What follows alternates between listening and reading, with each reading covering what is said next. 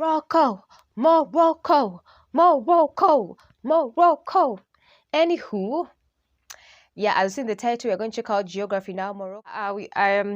I know Morocco is of course in North Africa. Everyone knows. So I don't know much about Morocco honestly. I know the country Morocco. I've heard of it, but apart from that, I don't really know in depth about Morocco. So today, I'm taking the initiative to learn more about Morocco. So without further ado, if you're new, don't forget to subscribe, hit the bell button, get notified every time I upload, like, comment, share. I even don't know what the capital is. Stupid. Morocco. It's not a Latin country. You're thinking Moroccas. It's in the Arab world, but it's not really Arab much. It's in Africa, and not the Middle East, but it borders Spain, literally, like 3 times. This is gonna be a fun one. It is. It's time to learn geography now. Hey everybody, I'm your host Barbs. Hi, Most of you may have Barb. at least heard of the country Morocco. So many iconic images of Casablanca, the markets of Marrakesh, couscous, and fez hats. Although they did not originate here, but they totally made it popular. There's a lot going on and a lot of stuff to cover. So let's just find this place on the map first, shall we? Political geography. For Morocco, they have their own interesting way of doing things, and you kind of have that West Coast Arab vibe. They're kind of like the California of the Arab world, I guess you could say. Oddly enough, they also kind of have the same size and population of California. Anyway, the country is located in the North African region known as the Maghreb. It straddles the Atlantic Ocean to the west and the Mediterranean to the northeast, with a narrow 8-mile wide or 13-kilometer corridor between them and the tip of Spain, known as the Strait of Gibraltar. Even though Gibraltar, an overseas territory of the UK, is here, and the actual closest tip of Spain is here on the town and island of Tarifa. They are bordered by Algeria to the east, and we'll talk about these things in a sec. It's a tricky subject. The country is divided into 12 regions, 3 of which are locked in areas with a confusing dispute, and the capital, Rabat, located along the West Atlantic coast. The I won't largest city, forget that Casablanca, capital, is just a Rabat. skip away, whereas the next largest cities Casablanca. are Fez, closer inland, while Tangier and Marrakesh have almost identical populations and sometimes switch off for 3rd place. Of course, the busiest airport is Casablanca's Mohammed V International. However, the next busiest are actually Marrakesh and Agadir, both incredibly popular destinations for business and tourism. Now let's get into the good stuff. You guys know how much I love territorial anomalies, and Morocco is loaded with them. First off, context. Morocco has gone through a lot of sovereignty switches. Historically, they were a French protectorate, and parts of it were colonized by the Spanish. United Nations labels this area as the largest and most populous non-self-governing territory in the world, and in a nutshell, it kind of went like this. Okay guys, I'm leaving. It seems like you guys are the ones that want this land the most, so I'll let you guys figure it out.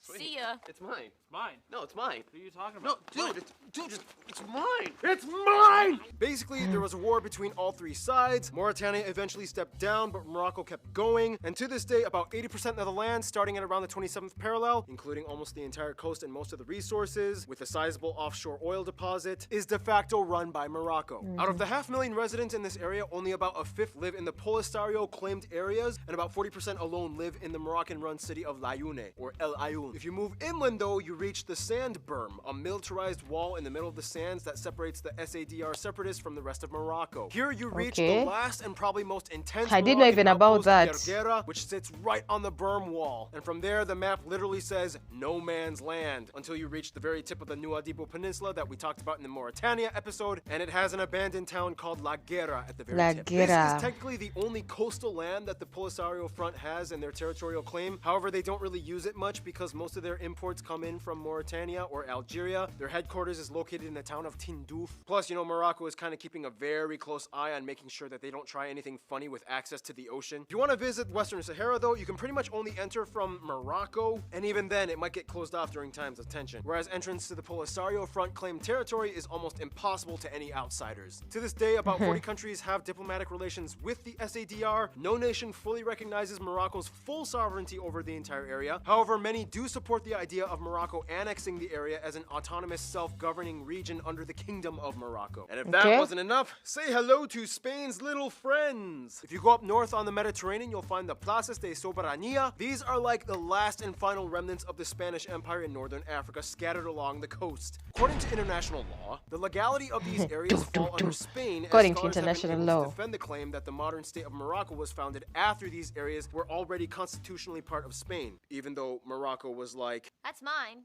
Really? I mean, this button is literally attached to my shirt. It's still my button, though. The two largest entities being the cities of Ceuta, closer to Spain in the west, with a population of about 82,000, and Melilla, a little further east, with a population of about 80,000, and it has its own airport. In addition, you have the 3 Alhucemas Islands, the 3 Chafarinas Islands, and finally, Peñón de Vélez de la Gomera, an incredibly small military outpost only connected by an 85-meter wide sandy isthmus, making it the world's shortest international land border. In addition, 2 more islands fall under disputed territory. There's Isla Perejil, Nube Island, and Isla de Alboran. Whew! Otherwise, I asked you guys, the Moroccan geography peeps, to give us a list of some of the coolest notable sites of Morocco. Yes, some of the stuff you guys let's mentioned see. were Badi Castle, Badi the Blue City Castle. of Oh, Chefchaouen, Blue City looks Jardin nice. Majorelle, I want to go to Mohammed Blue V City. Mausoleum, the Hercules Cave, Ibn Danan Synagogue, the Gates of Fez, and Fez disputedly has the largest car-free urban zone. These ruins of a Roman city, the Castle of Meknes, this university, which is like the oldest in the world, Wow. the Meronid tombs, and of Oldest in the course, world. Hassan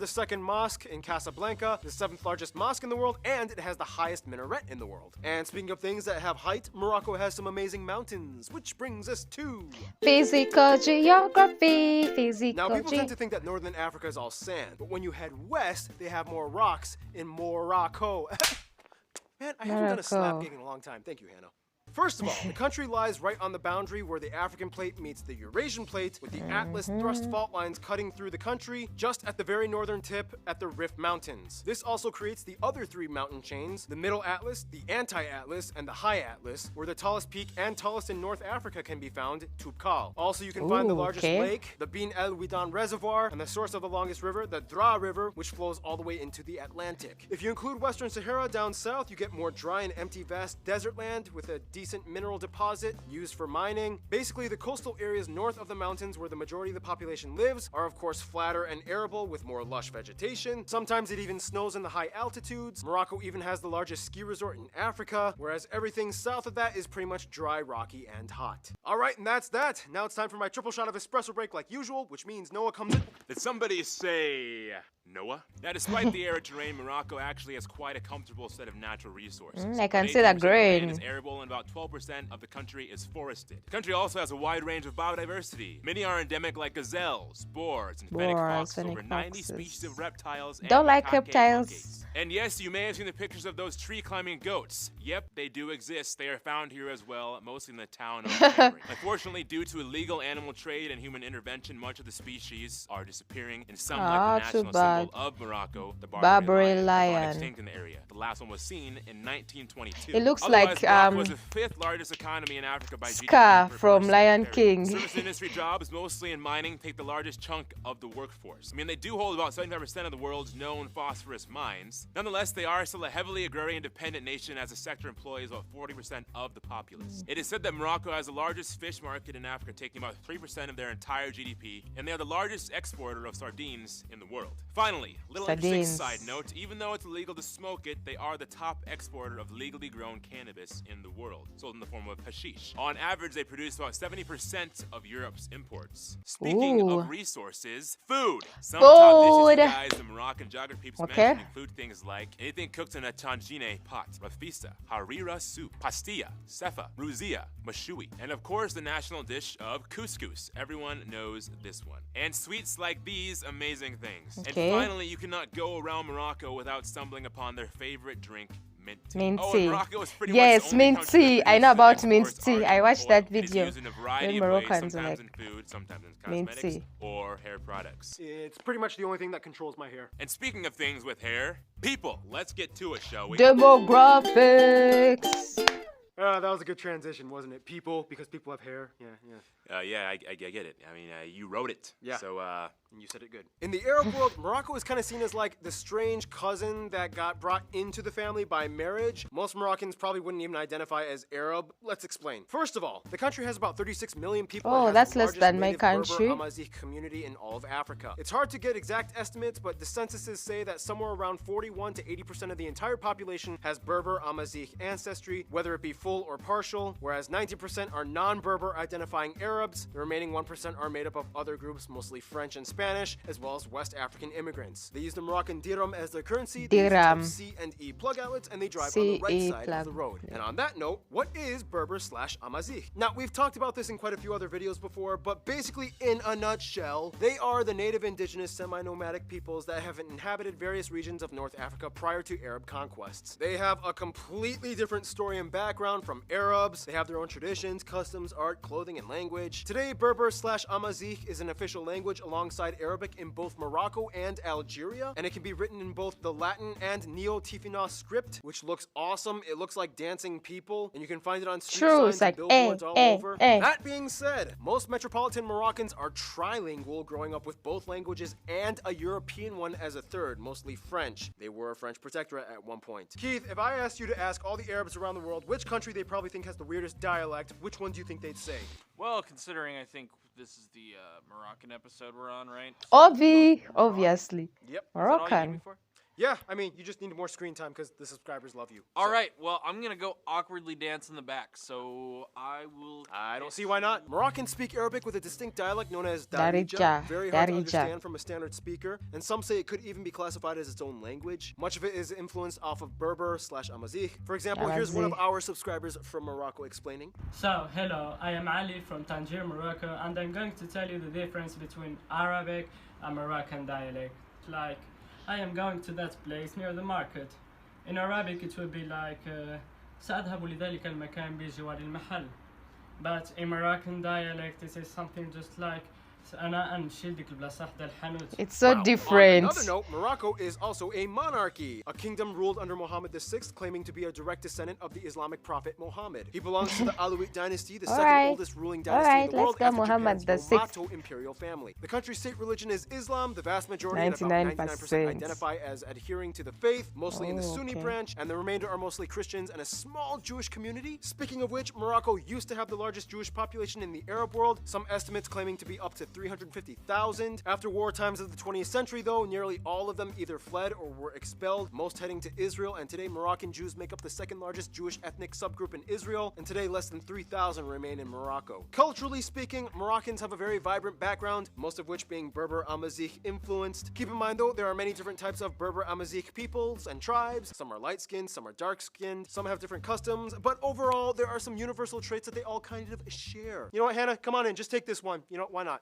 Okay. Prior to the spread of Islam, most Berber/Amazigh were traditionally animists that practiced things like ancestor veneration. Facial and body tattoos were common a long time ago amongst women, with each image symbolizing something important, but the practice has been dying out since the 1940s, and today you can only find it mostly amongst the elderly. The national dress for both men and women, a unisex garb, is called jalaba, a long garment which serves to keep the person warm but also protected from the sun. Moroccan architecture and literature is unique in itself. The high-walled dar structure is common to help ward off thieves and animals while minimizing heat. Metalwork, textiles, and pottery are of course world-renowned. Much of the traditional music incorporates a fusion of Arab and Berber/Amazigh undertones, with a touch of French and maybe Andalusian Spanish.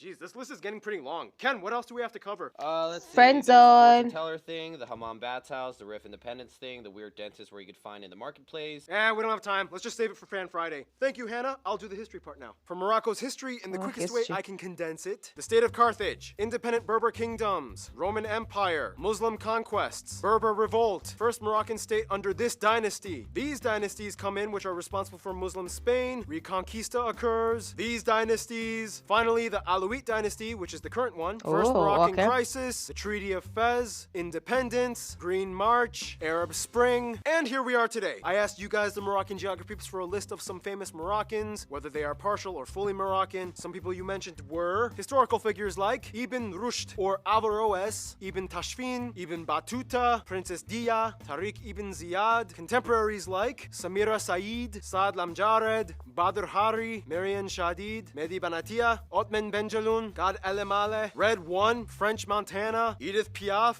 Yeah, she was part Moroccan. I know Technically French kind of David Guetta, Hicham David Gerouch, Guetta. and of course the Moroccan royal family. Yeah, Morocco has quite a lot of interesting people and backstory. No wonder why they have such a unique set of friends. See what I did there? It's a friend zone. we know, Barbie, we know. Now, Morocco's proximity to Europe and access to the Atlantic has always meant that they had way more exposure to the Western world than most of their cousins, which has played a crucial role in their diplomacy. For one, they were the first country in the world to recognize the USA as a country. Yeah, Morocco. During the Revolution times, Sultan Mohammed III in 1777 said any American merchant ship in his trade routes were under his protection. And in 1786, they signed the Moroccan-American Treaty of Friendship, which is actually the oldest friendship treaty in the USA. With Spain, it's kind of like a love-hate relationship, as they do great business and have history, but there's always the exclave thing. Saudi Arabia is like a close friend that typically supports and funds many projects and deals in Morocco. Morocco sent troops to help Saudi Arabia during the Gulf War, and the two kings get along pretty well. When it comes to their best friends, however, it's interesting because most Moroccans I have talked to have actually said France. Despite the past colonial issues, they've moved on, and France does the most business with Morocco. French is widely spoken. Both countries' peoples are always visiting or moving to each other. France has the highest Moroccan population outside of Morocco, and today they work together beautifully. In conclusion, Morocco is kind of like the uncle that married into the Arab family. It's probably one of the most beautiful places to visit in the Arab world, but maybe not the best place to learn what it truly means to be Arabic. Stay tuned, Mozambique. Ooh, that's it for today. I think I've learned some stuff from Morocco now. Before I just knew the name of Morocco, they're like in North of Africa. Yeah, they kind of have some Arabic. I knew like just the top. I didn't know anything, but right now I feel like I'm informed now. I know some stuff. Anyway, thank you very much for watching. I'm your girl Rose Basemera. Don't forget to like, comment, share, and subscribe. See ya. Hey.